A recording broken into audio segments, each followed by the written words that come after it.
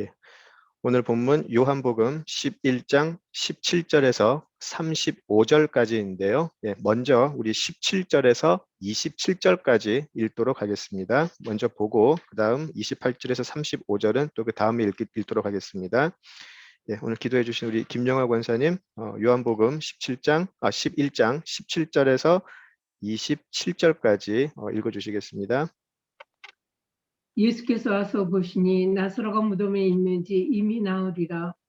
베다니는 예루살렘에서 가깝기가 한 우리쯤 되매 많은 유대인들이 마르다와 마리아에게 그 오라비의 일로 위문하러 왔더니 마르다는 예수께서 오신다는 말을 듣고 곧 나가 맞이하되 마리아는 집에 앉았더라. 마르다가 예수께 여짜오되 주께서 여기 계셨더라면 내 오라비가 죽지 아니하였겠나이다. 그러나 나는 이제라도 주께서 무엇이든지 하나님께 구하는 것을 하나님이 주실 줄을 아나이다. 예수께서 이르시되 너의 오라비가 다시 살아나리라. 마르다가 이르되 마지막 날 부활 때에는 다시 살아날 줄을 내가 아나이다. 예수께서 이르시되 나는 부활이요 생명이니 나를 믿는 자는 죽어도 살겠고 무릇 살아서 나를 믿는 자는 영원히 죽지 아니하리니 이것을 내가 믿느냐. 이르되 주여 그러하이다. 주는 그리스도시요 세상에 오시는 하나님의 아들이신 줄 내가 믿나이다. 아멘. 아멘. 네, 기도하시죠. 아버지 하나님, 오늘도 귀한 아버지 하나님의 말씀 저희들에게 허락하여 주심 감사합니다. 나눔 속에 함께하여 주셔서 성령 하나님께서 모든 것을 이끄시고 오직 예수 그리스도를 발견하고 감격하고 기뻐하는 시간 되도록 이끌어 주시옵소서. 예수님 이름으로 기도드립니다. 아멘.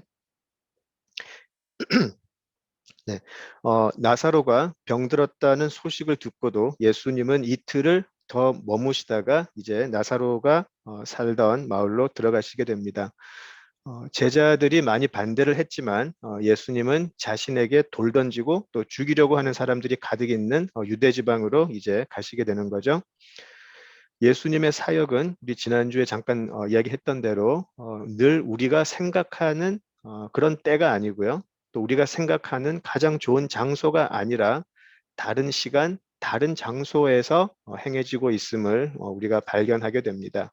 때때로 그것이 굉장히 우리로 하여금 당황하게도 하고요. 때로는 의심하게도 하지만 결과적으로 그 모든 것이 합력해서 선을 이루는 모습을 우리가 성경에서 보고 또 우리 각자의 삶에서 계속해서 경험을 하고 있지 않나 생각을 합니다. 왜 지체하실까? 왜 바로 가지 않으실까? 예수님께서는 이런 말씀을 하셨죠. 첫째는 내가 지체함은 하나님의 영광을 위함이다. 하나님의 영광을 말씀하셨고 또 하나는 그래서 우리로 하여금 믿게 하기 위함이다 라는 말씀을 하셨어요. 어쩌면 우리들의 신앙 생활이라는 것이 우리들의 신앙의 여정이라는 것이 과연 하나님의 영광이 어떻게 우리들의 삶 속에서 이루어져서 우리로 하여금 믿게 하나라는 것을 발견해 나가는 그런 과정이 아닐까 생각을 해보았습니다. 이제 오늘 우리 요한복음 11장 17절에서 35절을 한번 살펴볼 텐데요. 이제 나사로가 죽은 바로 그 현지에서 벌어지는 예수님의 사역, 특별히 예수님과 마르다 또 마리아의 대화를 통해서 한번 오늘 우리들의 신앙을 한번 점검해 보았으면 합니다. 한 가지 말씀드릴 것은요. 지금 우리 요한복음 11장은 사실 신앙생활 웬만큼 한 사람들이라면 사실 너무나 잘 알고 있는 부분이죠. 참 많은 참 잘 알려져 있는 부분이고요. 또 많이 우리가 성경 공부를 하기도 하고 또 설교를 듣기도 해서 우리 각자 나름대로의 해석을 가지고 있을 거라는 생각이 들어요. 다양한 해석들이 있는 부분이에요. 사실은 이 11장 이 부분이 굉장히 다양한 해석들이 있고요. 누구의 해석을 듣는가에 따라서 때로는 전혀 다르게 해석될 수 있는 여지가 많은 부분이기도 해요. 그래서 오늘 제가 나누는 내용도 그 여러 다양한 해석 중에 하나라고 생각해 주시면 좋을 것 같아요. 그동안 많은 학자들이 이 부분에 대해서 많은 의견을 나누어 왔는데 사실 이것이 가장 올바른 해석이다라고 이렇게 통일된 것은 없어요. 많은 다양한 해석이 있기 때문에 그렇게 들어주시면 좋겠고요.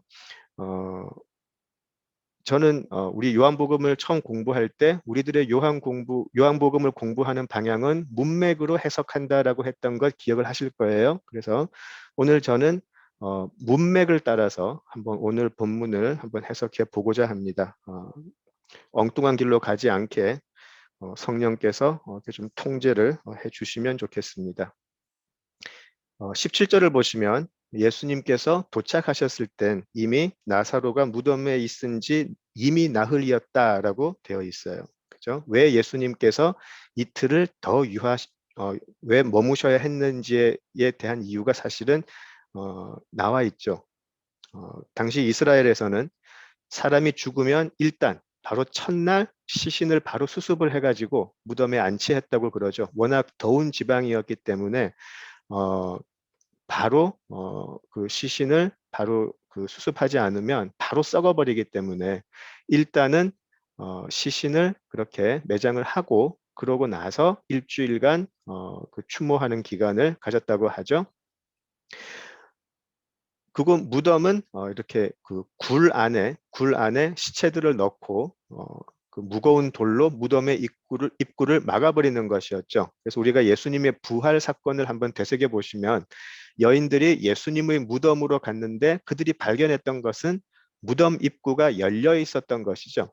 그래서 사람들이 만든 어떤 인공의 굴 같은 게 있는데 거기에 시신을 넣고 아주 튼튼한 돌로 그 무덤 입구를 막아버리는 것을 우리가 알 수 있습니다. 또 당시에는 또 이러한 그런 민간 신앙이라고 하기 좀 그렇고 어떤 그런 당시 사람들이 믿었던 것이 하나 있는데 죽은 사람이 그러니까 사람이 죽고 나서 사흘이 되면 그 사람의 영혼은 완전히 육신을 떠난다라고 생각을 했다고 하죠. 사흘이 지나면 그 영혼은 그 자신의 육신을 완전히 떠난다라고 믿고 있었어요. 그래서 여기 굳이 예수님이 이틀을 더 유하셔서 나흘째 되는 날에 오신 이유의 단서가 또 여기에 있죠. 물론 이 모든 사건 자체는 하나님의 영광을 위한 것이었지만 그 하나님의 영광을 드러내기 위해서 필요한 장치가 하나 있었는데 그것은 이 사람의 소생 가능성을 완전히 봉쇄한 후에 오신다는 것이죠. 그런 이야기도 있었다고 해요. 사람이 죽으면 그 당시 사람들이 믿고 있었던 것이 사람이 죽으면 영혼이 사흘 동안 떠돌아다니면서 혹시라도 내가 다시 내 몸에 들어가서 살아날 수 있을까를 사흘 동안 이렇게 본다고 그러죠. 그런데 사흘 정도가 되면 이제 이 시신은 썩기 시작하기 때문에 영혼이 포기하고 완전히 죽어버린다라는 그런 믿음도 있었다고 알려져 있어요. 그래서 이미 나흘이다라는 17절의 말씀, 이미 나흘이다라는 말은 이 사람의 소생 가능성은 완전히 끝났다라는 표현으로 우리가 보면 되겠습니다. 자, 18절, 19절을 보시면 우리가 2주 전에 잠시 얘기 나눴던 대로 베다니는 예루살렘과 한 2마일 정도 떨어져 있었기 때문에 예루살렘 안에 살던 많은 사람들이 조문을 올 수 있었다라는 것을 알 수가 있죠. 특별히 19절에 보시면 많은 유대인이라고 나와 있어요. 많은 유대인. 자, 많은 유대인이라고 하면 우리가 이렇게 생각할 수 있죠. 물론 어, 조문객은 많을수록 좋지만 지금 이 나사로의 사건으로 본다면 많은 유대인이 왔기 때문에 나사로가 살아나면 또 많은 증인들이 생기게 되는 것이죠. 이 사람들은 예루살렘에서 왔기 때문에 많은 사람들이 왔기 때문에 이 많은 사람들이 말도 안 되는 나사로의 소생 이야기를 접하고 다시 예루살렘 자기들이 살던 곳으로 돌아갈 거예요. 그래서 이 부분이 나중에 보시겠지만 제사장들이나 바리새인들에게는 큰 위협이 된다는 것이죠. 그 가족들만 목격하는 것이 아니고 많은 유대인들이 와서 이제 나사로의 소생을 목격하게 될 거예요. 많은 증인들이 생기게 될 것이라는 것이죠. 또 많은 유대인들이 다시 예루살렘으로 와서 그 소식을 전할 것이기 때문에 이제 예수님이 예루살렘에 들어가실 때 바로 죽이지 않으면 제사장들과 바리새인들에게는 큰 위협이 될 수밖에 없죠. 그래서 이 많은 유대인이 왔다라는 것, 이 사실 하나도 이제 십자가로 예수님이 향할 시간이 가까워져 오고 있음을 많은 유대인이 왔다라는 것에서 우리가 엿볼 수 있습니다. 20절에서 27절은요. 20절에서 27절은 이제 예수님과 마르다가 하는 대화를 기록한 것이죠. 자, 특별히 마르다와 예수님의 대화 속에서 예수님의 놀라운 자기 선언이 하나 나오게 되죠. 요한복음을 우리가 처음 시작할 때 요한복음의 특성 중에 하나가 예수님께서 자기 자신에 대해서 나는 뭐뭐이다라는 그런 표현을 자주 쓰셔서 자신이 누구인가를 드러냈다라고 알고 있는데요. 우리가 그것을 I am, 에고 에이미라고 우리가 잘 알고 있죠. 자, 그 에고 에이미 중에서 어쩌면 가장 중요하다라고 할 수 있는 핵심이다라고 할 수 있는 나는 부활이요 생명이다라는 말씀을 마르다와의 대화에서 이제 하시게 돼요. 우리 신앙에서 어쩌면 가장 중요한 예수님의 자기 선언이었다라고 할 수가 있죠. 자, 21절을 한번 보실까요? 마르다가 예수께 여짜오되 주께서 여기 계셨더라면 내 오라버니가 죽지 아니하였겠나이다라고 이야기를 해요. 굉장히 원망 섞인 말 같기도 하고요. 원망이 아니라면 푸념 같기도 하고요. 말로만 보면 뭔가 좀 원망이 있다라고 볼 수 있을 것 같은데요. 특별히 마르다는 예수님의 사역을 지켜보고 있었고 또 예수님의 능력을 너무나 잘 알고 있었기 때문에 예수님이 병 고치는 능력이 있음을 알고 있고 경험했고 또 믿고 있었을 거예요. 그죠? 자, 그렇지만 마르다 역시 우리가 지난주에 보았던 11장 5절과 6절 우리를 사랑하시는데 왜 바로 오지 않았나? 그것을 이해하지 못하고 있음을 우리가 볼 수 있어요. 사랑하는 사람이 병들었다고 하는데 곧바로 달려오셔서 왜 능력을 행하지 않으셨을까? 길 가다가 아픈 사람도 보고 고쳐주셨으면서 왜 사랑하는 사람이 아프다고 하는데 왜 오지 않으셨을까? 저는 거기에 마르다의 원망이 지금 들어가 있다라고 보았습니다. 자, 그리고 22절을 한번 볼까요? 그러나 나는 이제라도 주께서 무엇이든지 하나님께 구하시는 것을 하나님이 주실 줄을 아나이다라고 이야기를 해요. 마르다가 지금 예수님께 이제 지금부터 드리는 말의 내용을 보시면 엄청난 우리가 할 수 있는 아주 큰 신앙의 고백들이 사실은 나와요. 표현들을 보면 여기서도 그렇죠. 아버지께 구하시는 모든 것을 하나님이 주실 줄 제가 압니다라고 해서 사실 이 말로만 보면 마르다는 지금 놀라운 믿음을 가지고 있어요. 그죠? 자, 지금 마르다가 무엇인가를 원하고 있는 것 같죠? 구하시는 것을 다 들어주실 줄 믿습니다라고 하니까요. 무엇이든지. 자, 나사로가 죽어 있는데 지금 예수님께 무엇이든지 구하시면 아버지 하나님이 들어주실 줄을 믿습니다라고 한다면 다시 살려달라고 지금 부탁을 하는 거라고 보이시나요? 어떻게 보세요? 그 무엇이든지 구하시면이라는 것에서 그 무엇이든지 구한다는 것이 지금 예수님 우리 오라버니 나사로를 살려주세요라고 하는 것 같은가요?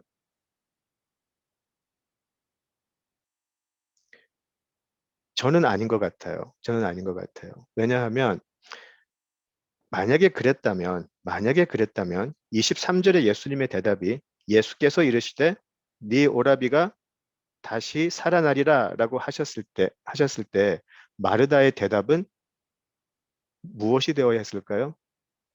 감사합니다. 빨리 행하여 주시옵소서. 그렇게 나와야 상식적이지 않을까요? 정말 마르다가 그것을 믿고 있었고 그것을 소원하고 있었다면. 그런데 마르다의 대답은 24절 마지막 날 부활 때에는 다시 살아날 줄을 내가 아나이다라고 이야기를 해요. 지금 여기서 바로 예수님 나사로를 살려주세요. 제 오라비를 살려주세요가 아니고 마지막 날에 우리가 부활할 것을 믿습니다라는 믿음을 이야기를 해요. 당시 유대인들이 대부분이 가지고 있던 믿음과 별반 다를 게 없어요. 사두개인들을 제외하고는 우리가 마가복음을 할 때 사두개인 또 바리새인들에 대해서 좀 자세히 공부를 했었는데요. 사두개인들을 제외하고는 유대인들은 실제로 마지막 날의 부활을 믿고 있었어요. 그러니까 지금 마르다의 믿음은 특별하다라기보다는 당시 다른 일반적인 유대인들은 다 가지고 있는 믿음을 지금 이야기를 하고 있어요. 별반 다르지 않아요. 나사로가 지금 이 자리, 바로 여기에서 다시 살아날 것이라는 예수님의 말씀이었잖아요. 바로 이 자리, 지금, 그죠? 바로 지금 이 자리에서 살아날 것이다 라고 이야기하셨는데, 마르다는 지금 여기가 아니고 마지막 날이라고 하는 굉장히 기약 없고 추상적인 시간을 이야기를 해요.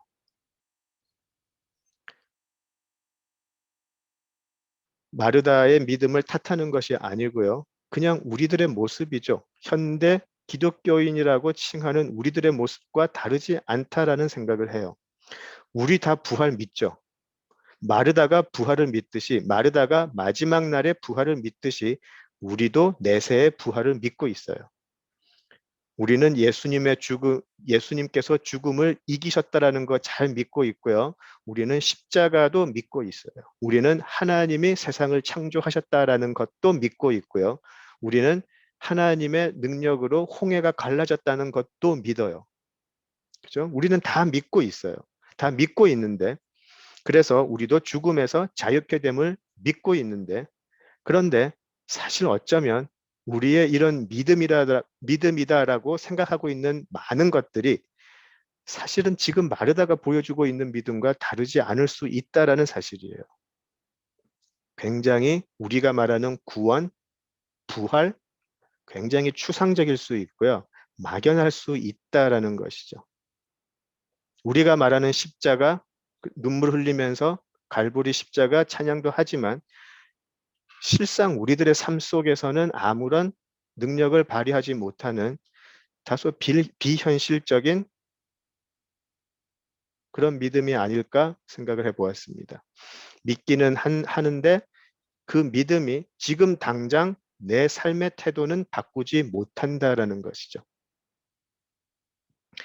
물론 미래적인 부활에 대한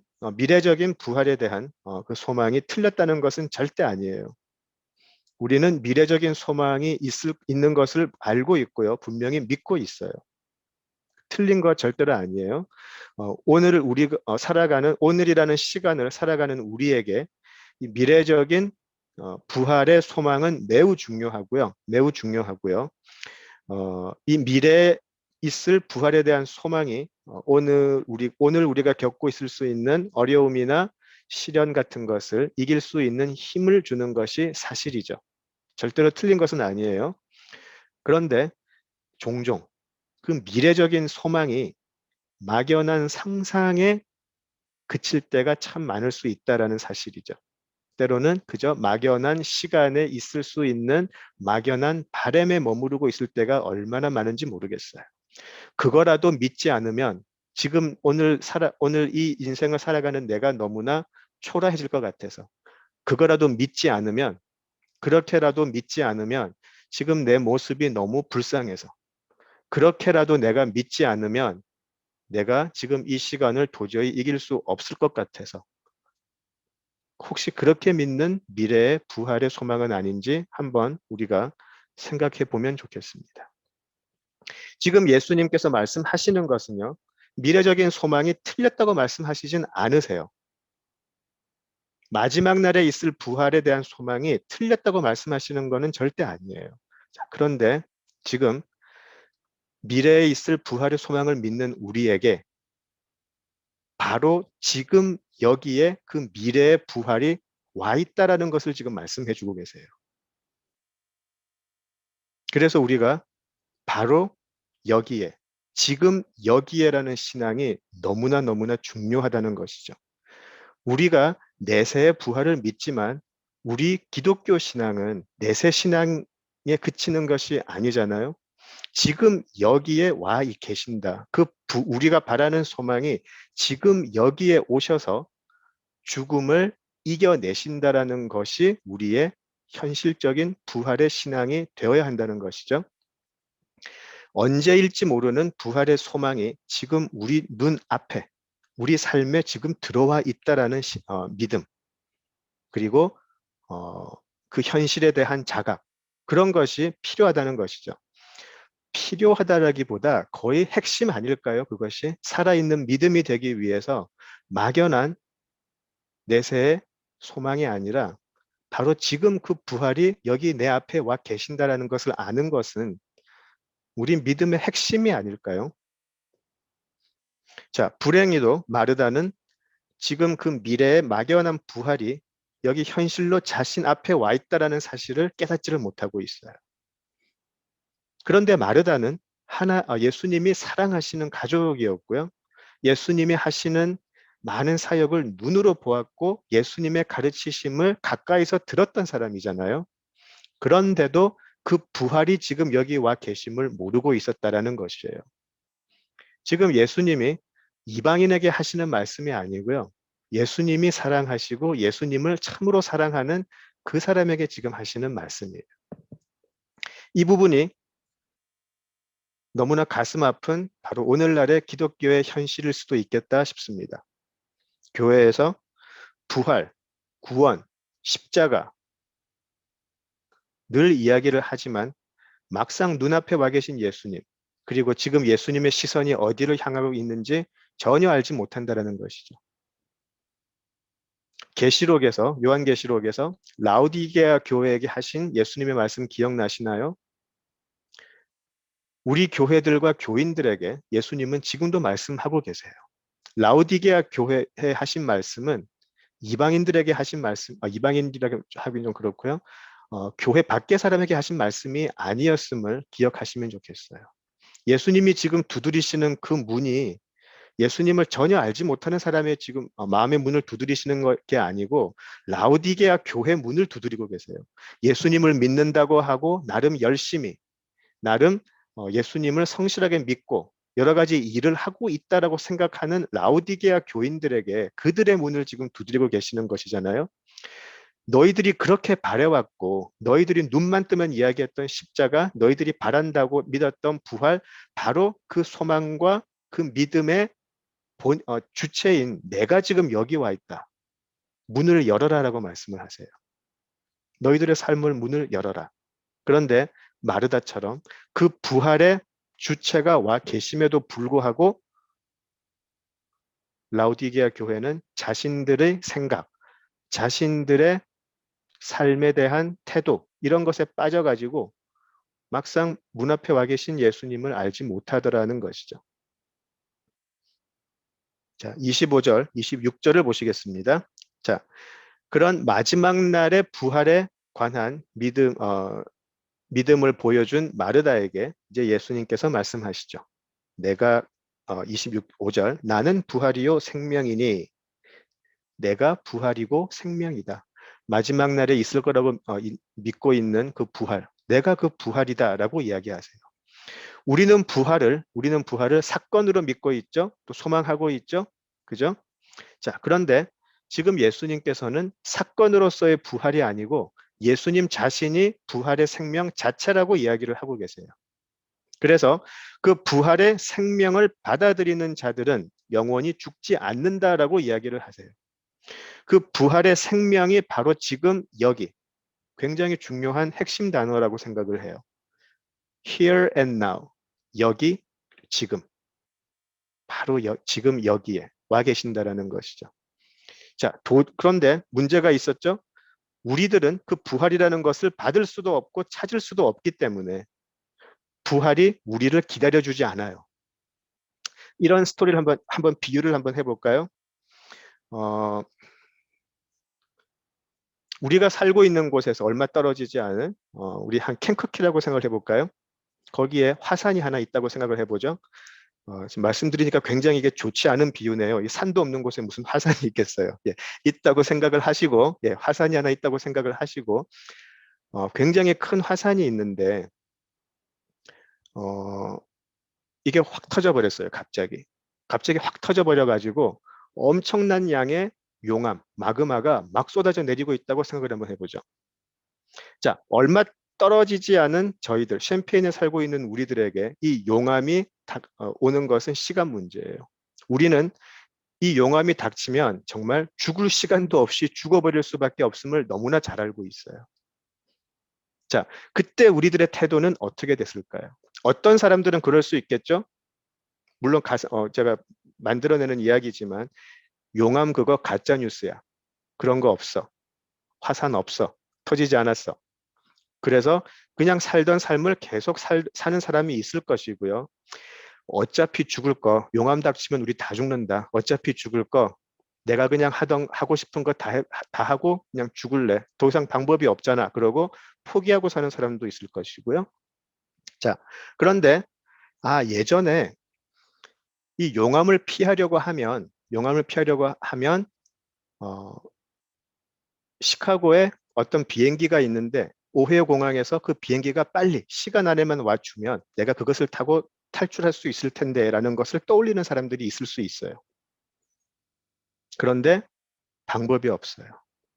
비행기가 오는 시간도 있을 것이고 또 제가 온다고 한들 제가 그 비행기를 탈 수 있을 시간이 있는 것도 아니고 너무나 급하게 용암은 지금 우리가 사는 샴페인으로 오고 있어요. 이 용암은 착한 사람, 신앙 좋은 사람, 아닌 사람 구별 없이 다 삼켜버릴 거예요. 죽을 시간도 없이 다 죽여버릴 거예요. 시카고에 있는 그 비행기만 와주면 내가 살 수가 있을 텐데, 살 수가 있을 텐데. 그러다가 죽게 되겠죠. 지금 예수님께서 하시는 말씀은 바로 그것인 것 같아요. 그런데 어느 순간 그 비행기가 지금 내 눈앞에 와 있다라는 것이죠. 그 비행기가 우리가 와서 타주면 바로 구출해 내겠다고 기다리고 있는 것이 아니고 그 비행기가 지금 바로 여기에 와 있어요. 그래서 우리는 그 비행기를 타고 탈출할 수가 있는 것이죠. 물론 십자가의 비유를 하게 되면 제가 또 다른 비유를 하겠지만 현실로 막연히 생각하고 바랬던 것이 지금 내 눈앞에 와 있다는 것이죠. 우리는 그것을 타기만 하면 돼요. 그 대가는 다른 사람이 이미 지불을 했기 때문에. 그죠? 우리가 부활에 도달할 수가 없어요. 우리가 다만 나는 죄인이다. 나는 죽을 수밖에 없다라는 자각하는 것만으로는 부족한 것이 우리들의 신앙이죠. 자각하고 나서 어떻게 해야 된다라는 것을 계속 이야기를 하세요. 그렇다면 어떻게 해야 하나? 부활의 생명이 지금 니들 눈앞에 와 있으니까 나를 믿는 자는 죽어도 산다라고 이야기를 하시는 것이죠. 지금 마르다가 그 부분을 지금 놓치고 있어요. 부활의 생명이 바로 눈앞에 와 있는데도 불구하고 죽음 앞에서 우리는 어쩌면 우리를 이 화산의 용암에서 구출해 줄 수 있는 유일한 비행기가 우리 눈앞에 와 있는데도 불구하고 우리는 그 비행기 앞에서 우리는 용암 때문에 죽게 되었네라고 곡하고 있는 사람일 수 있다라는 것이죠. 우리 믿음이 지금 이 상황에서의 마르다의 믿음을 따라가기가 너무 쉽지 않나 생각을 해봅니다. 십자가, 부활, 인내, 사랑, 소망, 믿음. 네, 우리 다 믿고 우리 너무나 자연스럽게 쓰는 말들이죠. 그런데 그것을 진짜 우리가 믿고 있다면 우리들의 삶이 변해야 하는데 우리는 여전히 우리에게 곧 닥칠 그 화산의 용암에 더 무서워하고 슬퍼하고 있다라는 것이죠. 아직까지는 마르다는 참된 부활 신앙을 갖고 있지 않아요. 예수님께서 내가 부활이고 생명이다. 나를 믿으면 너희들은 죽어도 산다라고 이야기하시는데 자, 거기에 대한 마르다의 대답을 한번 보시죠. 이르되 주여 그러하외다. 주는 그리스도시요 세상에 오시는 하나님의 아들이신 줄 내가 믿나이다라고 이야기해요. 예. 이때까지 나온 요한복음에서 나온 신앙 고백 중에 최고의 신앙 고백이 아닐까요? 그리고 우리가 믿는 사람이다라고 하면 지금 11장 27절에 있는 신앙 고백보다 더 정확한 신앙 고백을 할 수가 있을까요? 주는 그리스도, 하나님의 아들. 이게 다잖아요. 그죠? 최상의 신앙 고백이에요. 어떤 분들은 지금 마르다는 인간이 가질 수 있는 최고의 신앙을 가진 사람이다라고 해석하신 분이 계셨는데 저는 그건 아닌 것 같아요. 그게 아닌 것 같아요. 그냥 이 고백은 현대 기독교인이라고 자처하는 많은 사람들과 너무 닮아 있다라는 생각을 하고 있어요. 머릿속으로는 잘 알고 있어요. 머릿속으로는 잘 알고 있고 심정적으로도 동의를 해요. 예수님 하나님의 아들. 예. 그런데 또 그분들하고 이야기하면 또 그러죠. 자꾸 제가 그분들이라고 해서 딴 사람 이야기하는 것 같은데, 예, 제 자신을 이야기하는 게 더 좋겠네요. 예수는 부활이시고 예수는 생명이시다라고 잘 알고 있어요. 잘 알고 있고 또 예수를 믿으면 영원히 살 것을 믿습니다라고 이야기를 하고요. 죽어도 다시 살아나서 영원히 살 것이라 믿고 이야기를 해요. 자, 그러나 실상은 어떤가요? 그런 놀라운 우리 신앙의 비밀들을 다 알고는 있지만 여전히 우리는 죽음의 두려움에 살고 있어요. 그리고 죽음을 두려워한다라는 것은 죽음이 끝이라고 실상은 믿고 있기 때문이죠. 부활은 너무나 추상적인 것이고 부활이 있을 거라고 믿지 않으면 이 죽음이라는 두려움을 이겨내기가 너무 힘이 드니까 그런 추상적인 개념일 뿐이지 그 부활이 우리 삶의 전체를 완전히 흔들어 놓고 있지는 못한다라는 것이죠.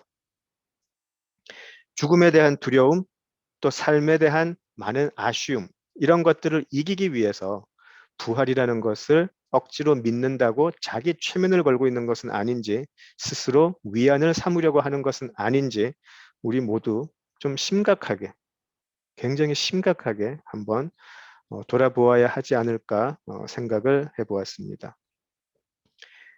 왜 제가 마르다의 이 놀라운 고백이 살아있는 참 믿음이 아니고 공허하고 능력 없는 종교적 신념에 불과할 수 있다라고 말씀을 드리냐면요. 마르다의 행동이 속에 있는 참 마음을 그대로 드러내 보이기 때문이에요. 말은 그렇게 하지만 마르다의 행동을 보시면 그렇지 않음을 우리가 알 수 있어요. 자, 23절에서 예수님이 네 오라비가 다시 살아나리라 라고 말씀하셨을 때 마르다는 마지막 날 부활에 살아날 것을 믿습니다 라고 이야기를 해요. 그리고 25절, 26절을 보시면 예수님은 마지막 날이라고 하는 막연한 시간의 부활이 아니고 바로 자신이 부활의 생명 자체임을 말씀하세요. 그죠? 나를 믿는 자는 죽어도 살겠고 무릇 살아서 나를 믿는 자는 영원히 죽지 아니하리니 이 부분은 두 가지 다른 개념이라기보다는 하나의 개념을 두 가지 다른 식으로 풀어냈다라고 생각하시는 게 더 정확할 것 같습니다. 간단하게 말하면 예수를 믿는 자는 죽지 않고 영원히 산다라는 것이죠. 그리고 마르다는 27절에서 그것을 믿는다라고 놀라운 신앙 고백을 해요. 자, 그러나 그의 행동은 어떤가요? 신앙 고백은 하지만 그의 행동은 마리아를 부르러 가는 거예요. 예수님이 너 좀 만나고 싶어 하신다. 만약에 마르다가 예수님이 부활의 생명이시며 예수를 믿는 자는 죽지 않고 영원히 사는 것을 진짜 믿었다고 한다면 지금 예수님께 해야 할 행동은 좀 달랐을 거예요. 말로는 정확한 신앙 고백을 하지만 자신의 신앙 고백이 어떤 의미인지는 아직 잘 알지 못하는 수준이라는 것이죠. 자, 거듭 말씀드리지만 오늘날 기독교인들도 저를 포함해서 별반 다르지 않을 것 같아요. 39절을 보실까요? 39절을 보시면 예수께서 이르시되 돌을 옮겨 놓으라 하시니 그 죽은 자의 누이 마르다가 이르되 주여 죽은 지가 나흘이 되었음에 벌써 냄새가 나나이다라고 이야기를 해요. 저는 39절이 바로 마르다의 신앙을 그대로 보여주는 거라고 생각을 해요. 부활의 생명이 지금 여기 와서 나사로를 살려내겠다라고 하시는데, 예. 근데 마르다는 그 부활의 생명 앞에서 무덤 열기를 꺼려 하고 있잖아요. 이미 시신이 썩기 시작을 했는데 아무 소용이 없다라는 것이죠. 마르다는 지금 무슨 말씀을 하세요? 이미 시신이 썩기 시작하고 있는데. 조금 전에 부활의 생명임을 믿는다고 이야기를 했지만 예수님이 하나님의 아들이다라고 분명히 고백을 했지만 39절에서는 무덤 앞에서는 썩어져가는 시신 앞에서는 예수님도 할 수 있는 일이 없을 거다라고 믿고 행동을 하는 거죠. 22절에서 이제라도 주께서 무엇이든지 하나님께 구하면 하나님이 주실 것이다 라고 믿었던 그 믿음은 39절에서는 볼 수 없어요. 바로 지금 마르다가 보여주고 있는 신앙 고백 그리고 실제적인 행동은 제가 가지고 있고 우리 대다수가 가지고 있는 믿음과 크게 다른 것 같지는 않아요. 다시 말씀드리면 예수보다 죽음이 더 크게 보여요. 죽음 앞에서는 예수님도 할 수 있는 일이 없다라고 생각을 해요. 비록 지금까지 예수가 놀라운 이적들을 행해 왔지만 결국 사람의 한계 이상이라고는 생각을 하지 못해요. 사람의 한계는 무엇인가요? 사망과 죽음이죠. 결국 죽음 앞에서는 예수님도 어쩔 수 없는 그런 존재이다라고 그냥 생각을 하는 거죠. 예수님이 죽음의 한계 위가 아닌 죽음이라는 한계 밑에 있다라고 생각을 하고 있어요. 부활은 멀리 있는 것이고요. 부활은 멀리 있는 것이고 죽고 나서 임할 것이고 그래서 예수가 살아계신다. 예수가 살아계신다. 살아계신 주. 예, 이것이 지금 내가 현실에서 내가 지금 내 삶 이 자리에서 겪어내야 할 슬픔, 내가 지금 감내해야 될 많은 아픔들에는 사실 예수가 살아계신다라는 사실이 전혀 영향을 주지를 못해요. 그런 믿음은요. 멀리 있는 부활, 죽고 나서 임할 부활, 그리고 예수가 살아계신다라는 것이 내 오늘의 삶에 아무 영향을 미치지 못하는 그러한 것들은 우리가 믿음이라고 할 수가 없어요. 그것은 그냥 신념이라고 그래요. 그냥 삶을 살면서 신념이라고 할 수밖에 없죠. 우리가 언제 그런 신념을 믿음이라고 하나요? 우리가 그 신념에 대해서 실제적인 반응을 보이고 그 행동의 결과까지 초래해낼 때 그것이 우리의 삶의 방향이 되고 거기에 충실하게 실제적으로 살아낼 때 우리가 그것을 믿음이라고 하죠. 자, 이제 그런 마르다와의 대화가 끝이 나고 이제 마리아가 예수님과 대화를 하기 시작합니다. 우리 28절에서 37절을 한번 보실까요? 예, 28절에서 37절을 한번 보시죠. 한번 쭉 읽어보면 좋겠네요. 예, 우리 김용학 원사님 읽어주시겠어요? 28절에서 37절까지 읽어주세요. 이 말을 하고 돌아가서 가만히 그 자매 마리아를 불러 말하되 선생님이 오셔서 나를 부르신다 하니 마리아가 이 말을 듣고 급히 일어나 예수께 나아가매 예수는 아직 마을로 들어오지 아니하시고 마르다가 맞이하던 곳에 그대로 계시더라. 마리아와 함께 집에 있어 위로하던 유대인들은 그가 급히 일어나 나가는 것을 보고 국하러 무덤에 가는 줄로 생각하고 따라가더니 마리아가 예수 계신 곳에 가서 배웠고 그 발 아래 엎드려 이르되 주께서 여기 계셨더라면 내가 오라비가 죽지 아니하였겠나이다 하더라.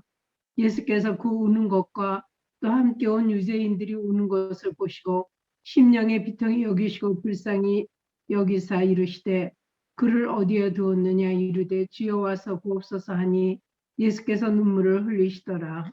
아멘. 네. 이제 마리아가 오게 됩니다.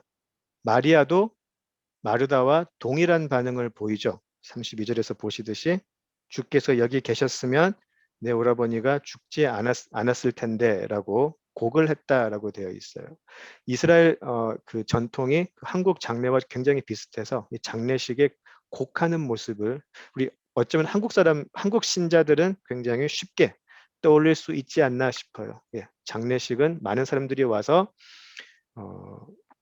곡을 하죠. 그 분위기 우리가 잘 알고 있을 것 같은데요. 자, 지금 마리아가 예수님께 드리는 이 말도 마르다와 다르지 않아요. 나사로가 살아 있었을 때는 예수님이 오셔서 뭐 어떤 기적을 일으킬 수 있었겠지만 나사로가 살아 있을 때 오셨으면 무슨 일이라도 했을 수 있겠지만 이제 나사로가 죽어버렸으니까 모든 게 끝났습니다. 이제 절망밖에 없습니다. 예수님이 죽음을 이길 수 있다는 생각은 전혀 하지를 못해요. 그 가능성 자체를 부인하는 거죠. 죽음 앞에서는 모든 게 끝이에요. 그래서 마리아, 그리고 마리아를 따라온 많은 유대인들은 예수님 앞에서 이제 곡을 해요. 단순한 울음이 아니죠. 자, 죽음이라는 것이 예수님도 살아 있을 때 무엇을 하는 거지 죽고 나면 아무것도 할 수 있는 일이 없다라고 생각한 것처럼 죽음이라는 것이 그렇게 우리 인류를 역사를 통해서 지배해 왔죠. 제 아무리 열심히 살아도 죽으면 끝이죠. 아무리 많은 재산을 모았다고 해도 죽으면 끝이죠. 죽은 사람이 돈 쓸 수는 없죠. 착한 사람이든 악한 사람이든 상관이 없죠. 영광을 누리고 떵떵거리며 살던 사람이든 아니면 살면서 힘겹게 목숨만 겨우 부지하며 살던 그런 초라한 사람이건 간에 죽음은 피할 수 없는 숙명이고요. 그리고 완벽한 종말이다라고 받아들일 수밖에 없을 것 같습니다. 자, 그렇게 마리아는 예수님 앞에서 지금 곡을 하고 있어요. 그리고 그 주변에 마리아를 따라온 많은 유대인들은 같이 죽은 사람을 애도하면서 곡을 하고 있어요. 자, 33절에서 35절이 굉장히 많은 해석이 있는 부분이에요. 예수님은 지금 마리아가 그렇게 우는 것, 유대인들이 우는 것을 보시고 심령에 비통히 여기시고 불쌍히 여기셨다라고 되어 있잖아요. 그죠? 예수님께서는 우리가 가장 많이 접했던 부분이 가장 많이 접했던 해석이 이런 게 아닐까 싶어요. 예수님께서는 나사로의 죽음 앞에서 슬프게 우는 많은 사람들을 보면서 어떤 인간적인 연민과 슬픔에 동참하셨다. 예수님도 사람이기 때문에 예수님도 사람으로서 예수님도 사람이기 때문에 죽음 앞에 절망할 수밖에 없는 현실에 아파하시고 그 가족의 아픔을 함께 체감하시면서 그 죽음에 사랑하는 가족을 잃은 나사로 가족의 아픔 거기에 동참하신 것이다라는 그런 해석을 우리가 굉장히 자주 접했을 거예요. 그리고 또 예수님은 인간에게 이런 절망적인 이 죽음이라는 이 절망을 가져다 준 죄에 대해서 분노하신 것이다. 하나님께서는 본인의 형상으로 지으신 인간을 이렇게 사망의 굴레에 꽁꽁 묶어가지고 벗어날 수 없게 만든 그런 죄를 보시면서 분노하신 것이다 라고 해석을 많이 하죠. 저도 이 해석이 매우 합당하고요. 또 설득력이 있다라고 생각을 합니다. 그런데 이 해석에 더해서 처음 말씀드린 대로 요한복음의 이 문맥 그리고 이 이야기의 정황을 조금 살펴보면 조금 다른 해석이 나올 수가 있는 여지가 충분히 있어요.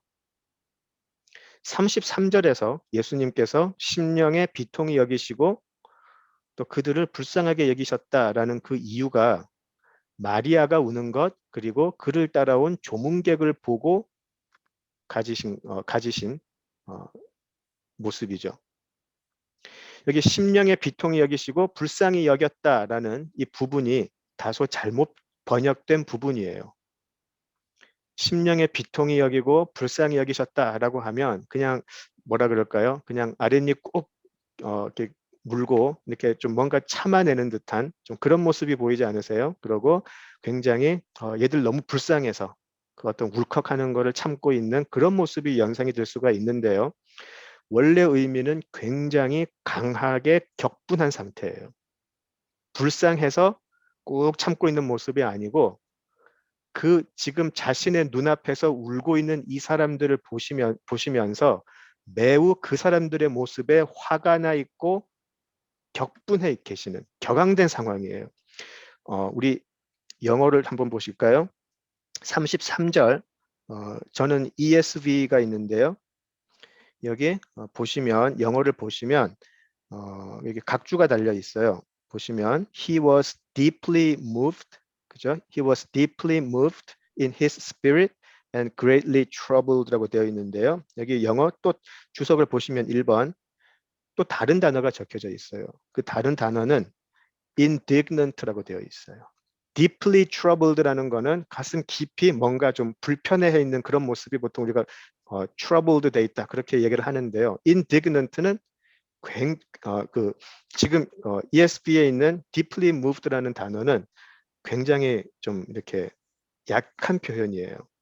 indignant라는 거는 굉장히 어떤 막 혐오스럽게까지 한 그런 말도 안 되는 상황 앞에서 굉장히 화가 나 있는 상태, 화가 머리끝까지 나 있고요.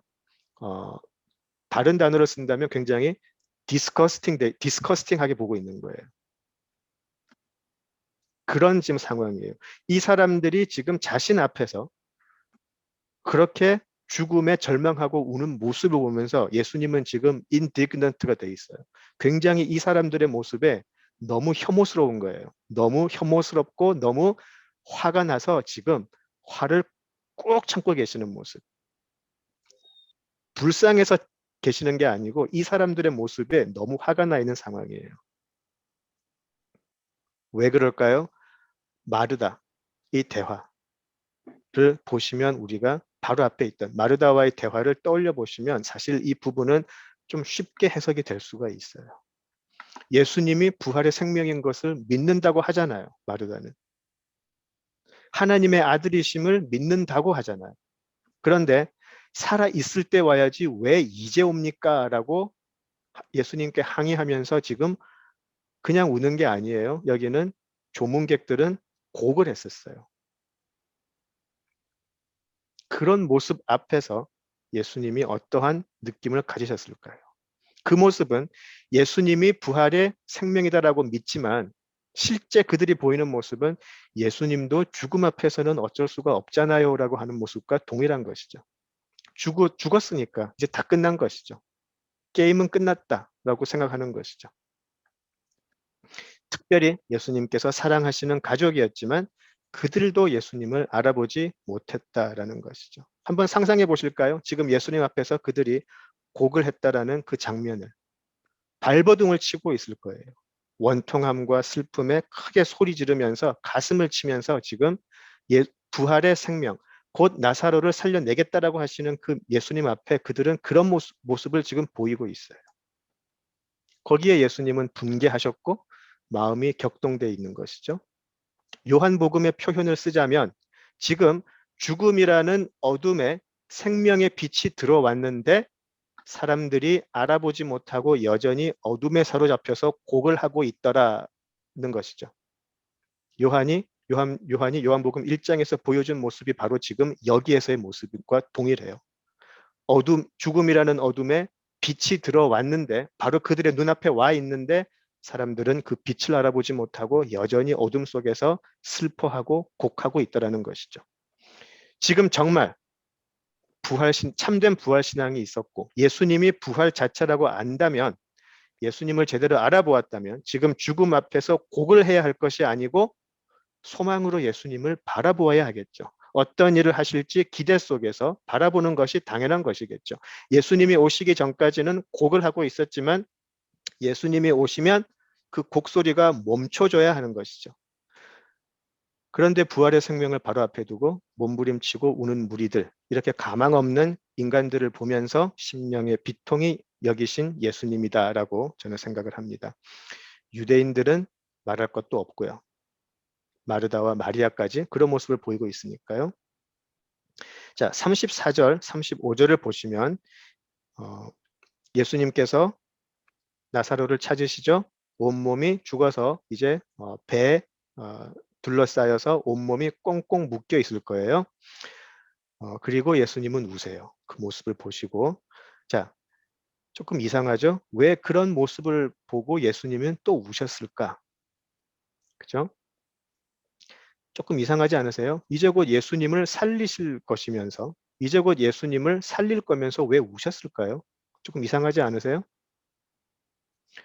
이제 곧 살릴 거면서 그 시신을 보고 우셨다라는 것이 좀 어색하지 않으신가요? 예수님은 지금 죽음이라는 한계, 결국 이겨내지 못하는 이 사람들의 모습을 보고 슬퍼하시고 우신 것이 아닐까 싶습니다.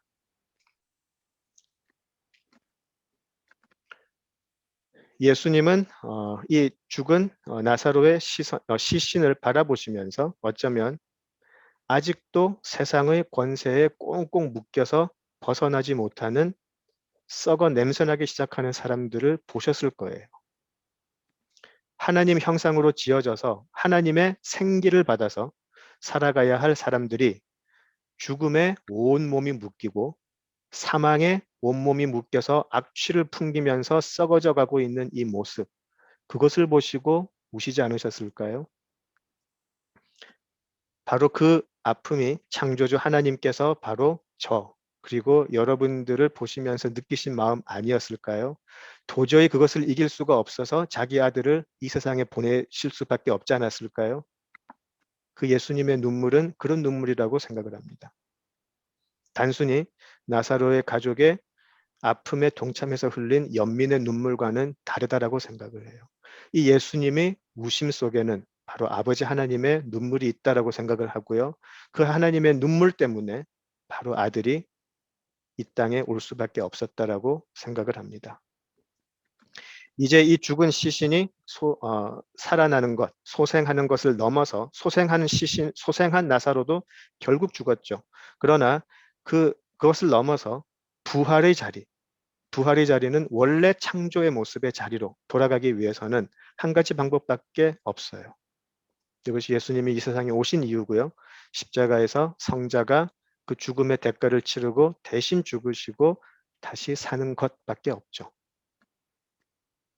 예수님은 죽은 나사로의 시신을 보시면서 죽음에 꽁꽁 묶여 있는 저를 보셨을 것 같아요. 우리 시은이 엄마를 보았을 것이고 우리 이정근 집사님을 보셨을 것이고 우리 남궁은 자매를 보셨을 거예요. 믿는다고 하면서 나를 그렇게 사랑한다고 하면서 여전히 세상의 권세에 꽁꽁 묶여서 썩기 시작하는 냄새를 풍기는 그런 모습. 바로 그런 제 자신의 모습을 보시고 우셨을 거예요. 왜 너희들이 그곳에서 슬퍼해야 하느냐. 내 아버지가 너희들을 만드실 때는 그렇게 만드신 것이 아닌데 그렇게 우시지 않았을까요? 요즘 너무나 많은 사람들이 그리스도인이라고 말을 하면서 참으로 화려한 신앙의 언어들을 써요. 그러면서 왠지 자신은 고귀한 믿음을 갖고 있다라는 것을 증명하듯이 이야기를 해요. 뭐 멀리 보실 거 없어요. 제가 그러니까. 말로는 대단한 믿음을 가지고 있는 것 같이 하지만 오직 이 세상을 믿음으로만 살고 있는 것처럼 보이지만 성경 공부도 많이 해서 많이 알고 있는 것처럼 보이지만 실제 현실의 삶에서는 조그마한 고난, 조그마한 문제 그런 것이 닥치면 여지없이 무너질 수밖에 없죠. 두려워 말라 내가 너와 함께 함이니라라고 하신 하나님의 약속은 먼 훗날에 있을 부활같이 그냥 공허한 약속에 불과하고요. 당장 여기서 그 문제 해결을 도와줄 수 있는 다른 것을 찾아 헤매는 것이 우리죠. 6장에서 보셨죠? 예수님의 하나님의 아들 되심을 본 게 아니고 그냥 오늘 나를 이 저녁 한 끼 먹여줄 수 있는 사람으로 예수님을 볼 수밖에 없었어요. 그것이 우리들의 한계인 것이죠. 우리는 예수님을 부활의 생명이라 진짜 믿고 있는지 한번 물어보면 좋겠습니다. 스스로에게. 혹시 믿는다고 하지만 그것은 열매 없는 죽은 씨앗이 아닐까요?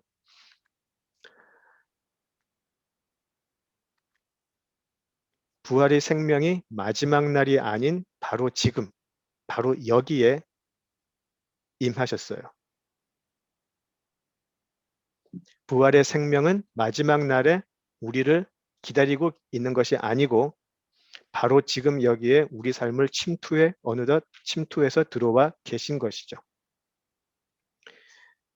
이제 나사로가 소생하는 것을 눈으로 목격한 후에 그들은 머리로 알고 있는 부활이 아니고 실제로 부딪혀 경험하는 부활을 알게 될 것이에요. 그리고 우리가 다음 장에 공부하겠지만 나사로가 소생하는 것을 보고 예수님이 누구인지를 정확하게 알게 된 그들은 또한 그 부활이 있기 전에 어떤 일이 있어야 할지를 알게 되는 정말 참으로 영적으로 눈이 떠지는 사람들로 변하게 돼요. 그것을 우리는 12장에서 공부를 할 거고요. 우리 사도행전 4장으로 잠깐 가보실까요? 사도행전 4장 32절에서 35절 한번 보시죠. 사도행전 4장 32절에서 35절을 한번 보시겠습니다. 지금 마르다는 실제 자신이 알고 있지 못하는, 제대로 알고 있지 못하는 부활을 고백을 했어요. 고백은 했지만 열매 없는, 아무 자신의 삶 속에서 능력 없는 부활을 이야기를 했어요. 자신의 삶의 방향이 달라지지 않았어요. 그런데 사도행전에서는 그 부활의 소식을 접한 사람들이 어떻게 실제적으로 변했는가가 여기 나와 있어요. 사도행전 4장 32절에서 35절을 제가 읽겠습니다. 믿는 무리가 한 마음과 한 뜻이 되어 모든 물건을 서로 통용하고 자기 재물을 조금이라도 자기 것이라 하는 이가 하나도 없더라. 사도들이 큰 권능으로 주 예수의 부활을 증거하니 무리가 큰 은혜를 받아 그 중에 가난한 사람이 없으니 이는 밭과 집 있는 자는 팔아 그 판 것의 값을 가져다가 사도들의 발 앞에 두매 그들이 각 사람의 필요를 따라 나누어 줌이라. 예, 공산주의를 말하는 게 아니고요. 이것은 예수님의 살아계심, 예수님이 부활이시다라는 소식을 접하고 난 후에 그 믿는 무리가 보여준 행동들이었었어요. 참으로 예수의 부활을 실제적으로 접한 사람들이 보여준 행동들이었었어요. 예수의 부활이 무엇을 뜻하는지를 제대로 알게 된 사람들, 예수의 부활이 그들의 삶에 들어와서 완전히 새로운 삶을 살게 된 사람들이 어떻게 변하게 되는지가 사도행전에 이렇게 기록이 되어 있어요. 부활을 알고 나니까 삶에 대한 나의 욕심, 나의 미련이 사라지더라는 것이죠. 이 세상에서 떵떵거리고 편하게 살려고 한 그 사람들이 예수의 부활을 받아들이고 나니까 갑자기 이 세상에서 자신들이 추구하고 있던 모든 영광들, 평안함들이 아무 의미가 없음을 보게 된 것이에요. 사도들이 큰 권능으로 주 예수의 부활을 증거를 했더니 무리가 큰 은혜를 받았고 그 다음에 있던 것은 자신들의 모든 것을 팔아버리더라는 것이죠. 그리고 그들의 가운데 가난한 사람들이 없게 하더라. 그들의 삶 속에서 실제적으로 나타났던 모습들이에요. 실제적인 삶의 변화죠. 그 당시 지금 이 예수님의 사역 기간은요. 우리 한국으로 치면 언제가 될까요? 고조선 때였을까요? 그렇게 한번 생각해 보셨어요? 한국은 사실 역사책에 쓰여지기 이전의 시대였었어요. 자, 그때 자기가 가진 것을 팔아서 다 나누더라는 그것은요. 사실 있을 수 없는 일이라고 생각하지 않으세요? 그런데 그렇게 하더라는 거예요. 자신들이 하루하루 먹고 살기가 힘든 세상에서 그것을 포기할 수 있더라는 것이죠. 예수의 부활의 소식이 현실적으로 들어와 버리니까. 지금 이제 우리가 이것을 공부했으니까 이 말 하면 안 했으면 좋았을 텐데 괜히 제가 지금 이 말을 해버려 가지고 내일부터 내가 이제 재산을 나눠야 되나? 예, 그런 말 전혀 아니에요. 그런 거 전혀 아니에요. 지금 우리가 소유를 팔아서 나눠주자라고 하는 게 아니고요. 부활의 증언을 받아들이는 사람, 참된 마르다가 알고 있는 마지막 날의 부활이 아니라 지금 예수가 부활을 해서 우리와 함께 하신다라는 것을 알고 나니까 우리들의 삶의 모습, 태도가 이렇게 변하더라는 것이죠. 그것을 말씀드리고 싶은 거예요. 마치 이 세상이 다인 것처럼 이 세상에서 한자리하고 이 세상에서 자랑하는 그런 것들을 누리면서 사는 사람들은 그 사람들이 아무리 교인들이라고 해도 아무리 좋고 유명한 교회에 다닌다고 해도 그 사람들은 부활 신앙을 가진 사람이다라고는 할 수 없어요. 이 세상에서 내가 하고 싶은 것들을 포기할 수 있는 사람들. 왜냐하면 더 좋은 것을 알아버렸기 때문에. 더 귀하고 소중한 것을 내가 소유해야 되겠기 때문에. 진주를 발견한 사람이 자신이 가진 모든 것을 다 팔아서 그 진주 하나를 살 수 있는 것처럼 나에게는 그 부활의 신앙이 현실이기 때문에 너무나 이 세상에서 있는 것보다 가장 귀한 것이기 때문에 그들이 가진 부활의 신앙은 그들의 삶의 모습을 바꿀 수 있는 것이죠.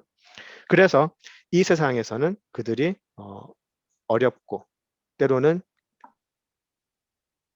해답 없는 도저히 이해할 수 없는 일들이 나를 괴롭힌다라고 해도 당당할 수 있고 웃을 수 있는 사람들이 될 수 있다고 생각을 합니다. 오늘 본문을 가지고요. 저는 이렇게 우리가 스스로 너무 자학하는 모습으로 끝나면 안 될 것 같아요.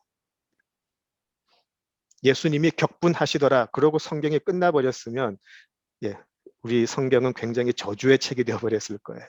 예수님이 격분하셨어요. 예수님이 눈물을 흘리시고 심령에 비통하게 여기셨어요. 여기서 끝이 나지가 않죠. 우리는 알고 있죠. 그래서 도무지 알아듣지 못하는 이 존재들 때문에 예수님은 십자가를 지셔야 할 수밖에 없었던 것이죠. 우리에게 조그마한 티끌만한 가능성이라도 있었으면 조그마한 가능성이라도 있었으면 예수님은 십자가를 어쩌면 안 지셨을 수도 있겠다 싶어요. 가능성이 있으니까 그 가능성을 통과하는 사람들만 구원해내면 되죠. 그런데 예수님은 그 격분 속에 그 화남 속에 얘들은 도저히 가능성이 없구나를 아셨을 거예요. 아무도 없죠. 그래서 우리는 이제 알고 있어요. 예수님의 십자가가 우리가 갈 수 없었던 죄와 죽음의 해방의 대가를 다 치르셨다는 것을 우리는 알고 있죠. 그리고 부활을 통해서 죽음을 짓밟고 일어서시는 예수, 그 예수 안에서 우리도 마르다와 마리아가 나중에 보여주는 것처럼 우리도 그 예수 안에서 그런 모든 절망의 통곡, 죽음을 짓밟고 일어설 수 있죠.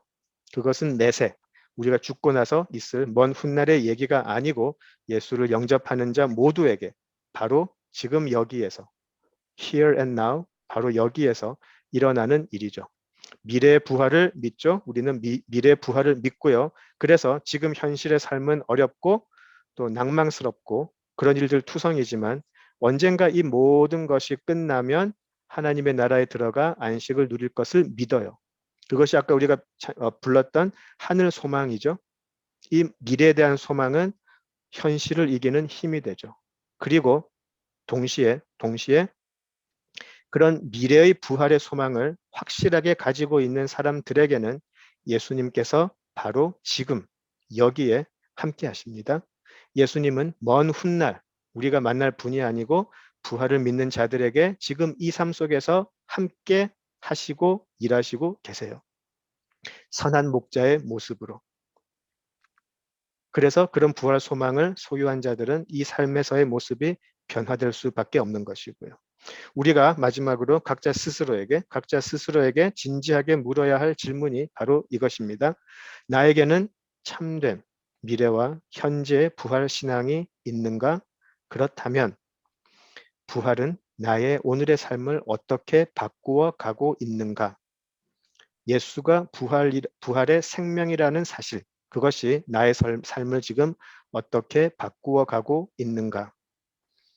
저를 포함해서 우리 모두가 그런 참된 부활 신앙을 가져서 부활의 생명이신 예수로 가득한 바로 그 예수로 가득한 삶을 살아갈 수 있기를 바라겠습니다. 그 예수를 통한 부활의 능력이 바로 지금 여기 임하시고 또 지금 여기에서 부활의 삶이 시작되기를 진심으로 기원합니다.